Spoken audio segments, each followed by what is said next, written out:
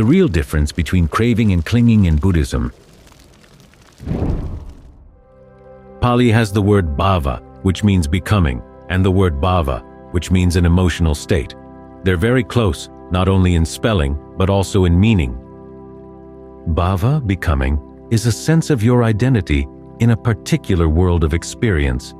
These worlds can include the world outside, but when you think about it, the world outside is actually many different worlds, and so are all the worlds inside your mind. Yet even though they're inside your mind, once you get into them, they surround you. They become not only a mental experience, but also a bodily experience. Sometimes they're centered on sensuality, sometimes on the fact of taking on an identity, and sometimes on the desire to destroy an identity you've got. All of this applies to your emotional states as well. As the Buddha said, any craving that gives rise to becoming is going to give rise to suffering too. So it's important to understand, in our quest to put an end to suffering, how we create these worlds of becoming. If you simply try to destroy them, you take on a new identity as the destroyer. That leads to more becoming.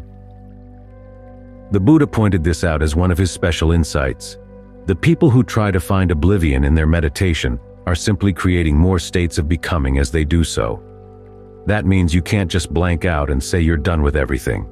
You've got to understand, how do these states of becoming get started in the mind? One of the reasons we meditate is to get to know these states of becoming well. We're going to be creating a state of becoming as we meditate. There's you, the meditator. You're identifying with your intention to get the mind to settle down, to stay with the breath. And then you've got the body here as your world of experience. As for the world outside, that's relevant only to the extent that it's either conducive to the meditation or not. An airplane goes by and makes a lot of noise. In this world of meditation, it's a disturbance.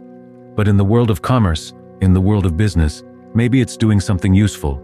So, it's a disturbance to you in your world, whereas it plays another role in other people's worlds.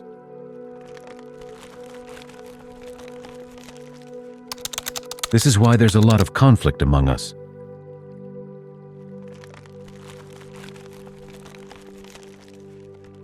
We're living in different but overlapping worlds.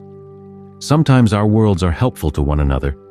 Sometimes they get in the way. As long as you can keep a balanced sense of the fact that you're centering your mind, it doesn't have to depend on things outside. Here comes a helicopter, right on cue. It's up to you to maintain your original intention to stay with the breath. As for the helicopter, it's doing its own business, and you don't have to comment on it. You don't have to have anything to do with it at all. Years back, we had a woman staying here. As she was getting serious about her meditation, she practiced what she called sense restraint. She was upset because other people were talking within earshot. "Don't they know that I'm practicing sense restraint?" she complained. Actually, it was up to her to restrain her senses. It wasn't up to other people to restrain them for her.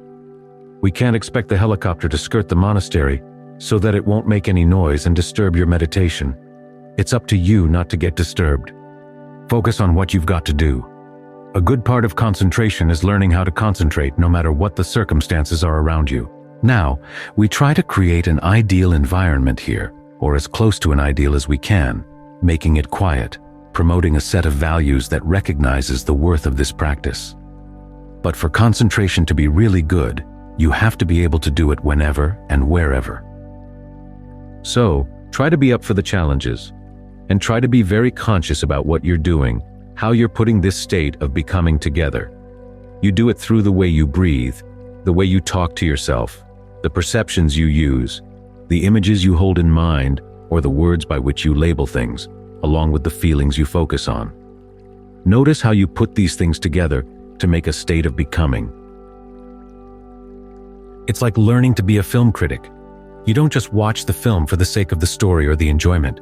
You're trying to figure out, how did they put this together? Did they do a good job? Learning to meditate is like going to a film class and learning about the art of filmmaking.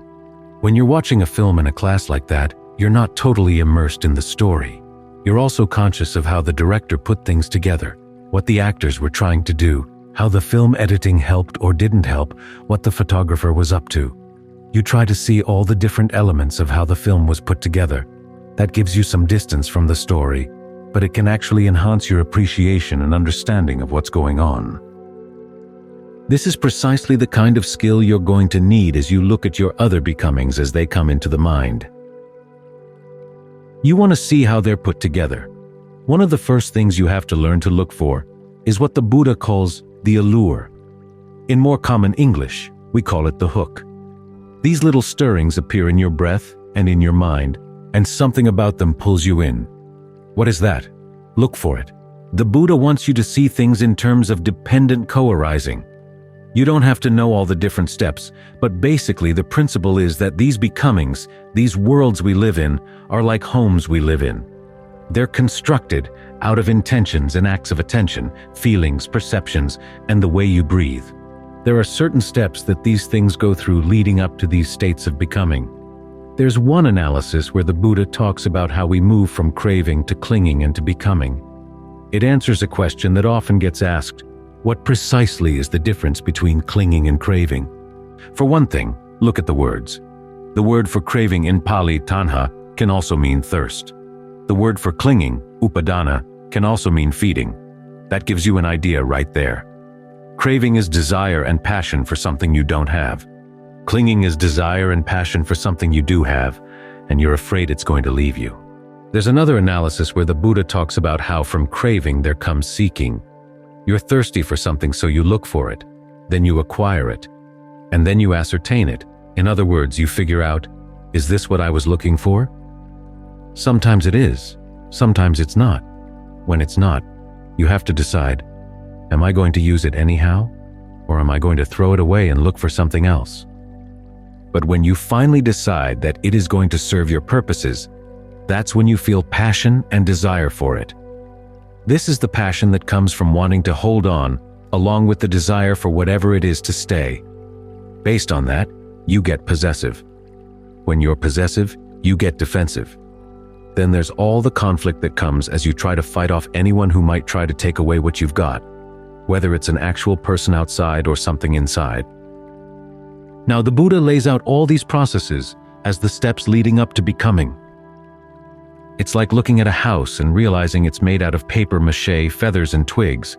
In other words, things you can't really depend on, can't really rely on. The purpose of this analysis is to develop a sense of dispassion.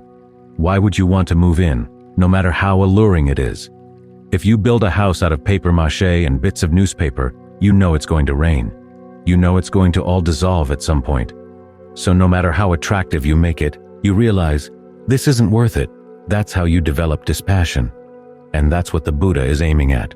As he said, you know that something is Dhamma when it leads to dispassion. And dispassion is actually the highest of all Dhammas. How did the Buddha know this? He stepped back. He stepped out of his becomings and looked at how they were constructed, the same way that a film critic tries to decide, how did they put this movie together?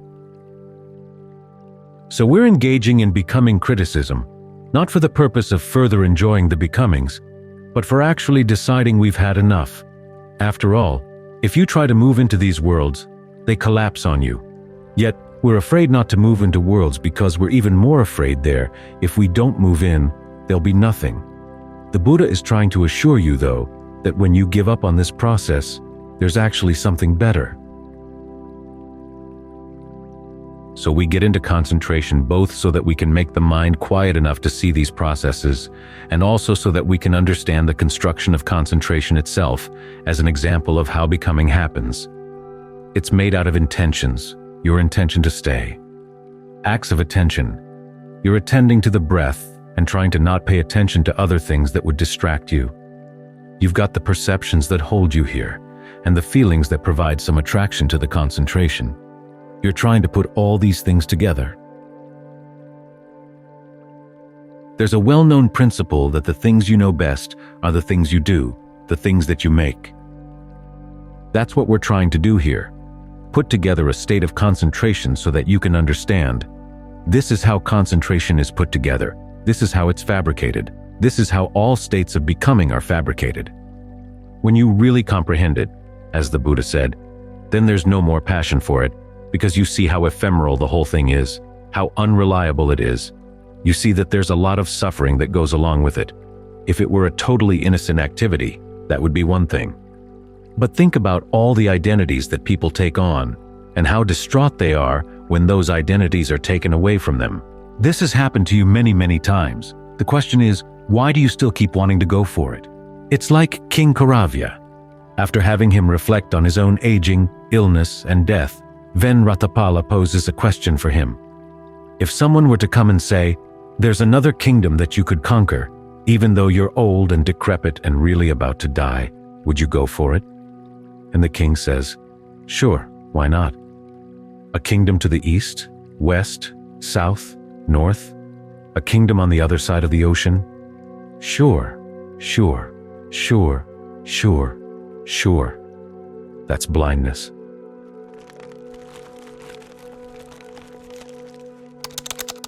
As the Dhamma summary says, we're a slave to craving.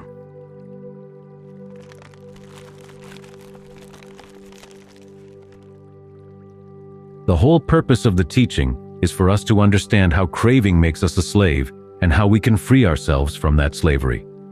What are the steps? This is where we get the mind in a position where it can step back, step out of the content of its worlds, all the narratives that pull us in, all the narrative hooks, the positive things that we think we can get out of becoming, and even the negative things. We can get ourselves into really foul emotions and not want to leave for the fear that we'll have nothing. That's how blind we are.